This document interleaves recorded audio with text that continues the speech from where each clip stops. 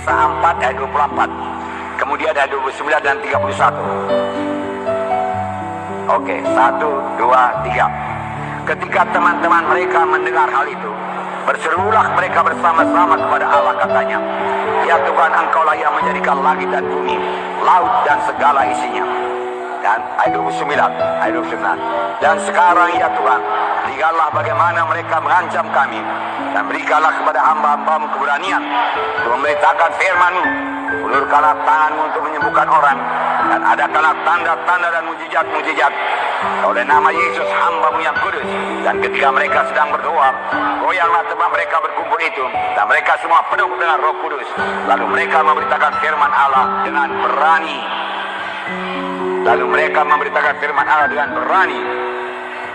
Saudaraku, sehingga dia lihat aniaya itu kecil saja. Kadang-kadang kita tenggelam melihat begitu besarnya aniaya. Kita tidak memandang lagi kepada Tuhan. Saudara, yang kita pandang, saudaraku, aniaya, halangan-halangan. Waduh, besar kali halangan.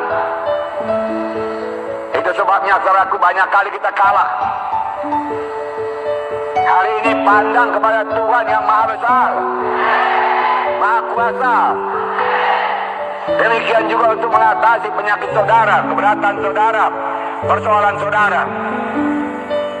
Saudaraku, janganlah tenggelam oleh persoalan saudara. Beralih pandangan saudara kepada Tuhan yang maha kuasa. Dengan mudah dia akan menyelesaikan persoalan saudara. Jangan pandang kepada hebatnya penyakit saudara. Aduh, parah penyakit ini. Dokter berkata penyakit ini penyakit yang parah. Saudara, pandanglah kepada Tuhan sebagai anak-anak Tuhan. Amin.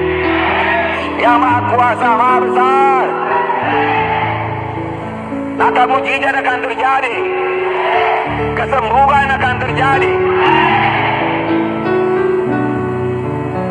Karena kapan saudara berseru kepada Tuhan, maka Tuhan akan menjawab. Haleluya. Nah, dan ketika mereka sedang berdoa, goyanglah tempat mereka berhimpun itu. Nah, semuanya penuh dengan Roh Kudus. Saya percaya orangnya pun goyang. Percayakah saudara? Ya. Dan kan gedungnya goyang, saudara. Lalu mereka memberitakan firman Allah dengan berani. Diperlukan keberanian pada zaman sekarang ini, saudara. Maka mereka pun berdoa semuanya. Mereka berdoa bertalu-talu mohon keberanian seperti kita dengarkan di atas tadi. Berilah kami keberanian memberitakan firman-Mu Tuhan dengan terus terang.